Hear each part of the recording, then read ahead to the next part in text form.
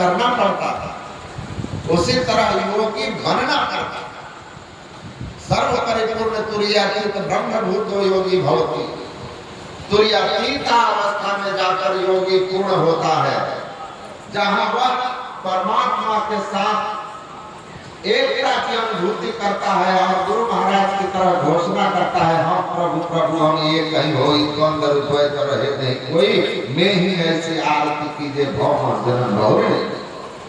तो योग साधना के द्वारा हम उस परमात्मा को प्रत्यक्ष करते हैं। जब योग माया को अपने ऊपर से हटा देते हैं, और वह योग माया के संबंध में गुरु महाराज ने कहा, घटम प्रकाश व शब्द पर जीव पर है छार है, दृष्टि योग साधन ये हटाना चाहिए।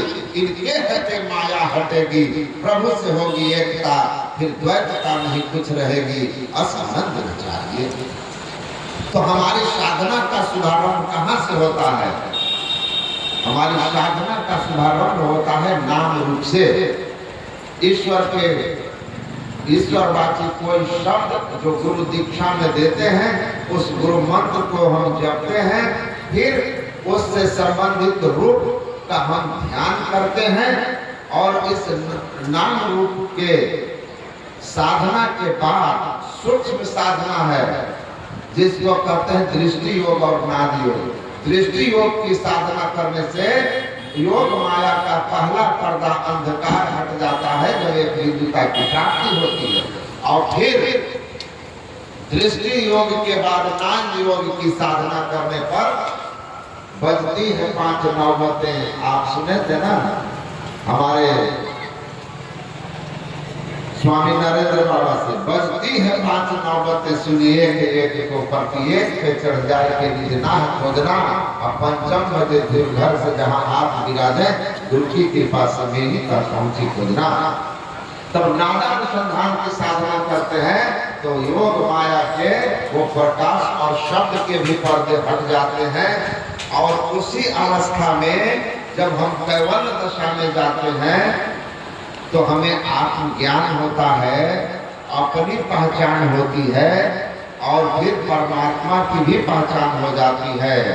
हम योगी बन गए, परमात्मा को जान लिए, दूध से घी पृथक हो गया, अब वह पूरी बनाने में सक्षम है।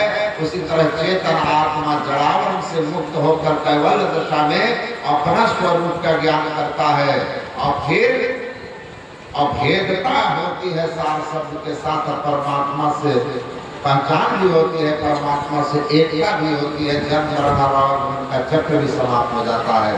तो अनेक इष्ट, ईश्वर के अनेक नाम रूप हैं, लेकिन अनेक नाम रूपों में व्यापक एक ईश्वर का ज्ञान आत्मदृष्टि की प्राप्ति से होती है, और इसी के लिए अंतर साधना है। इस साधना की विधि को ठीक ठीक जानिए, और एक इसके प्रति एक निष्ठ होकर के आप साधन भजन करेंगे,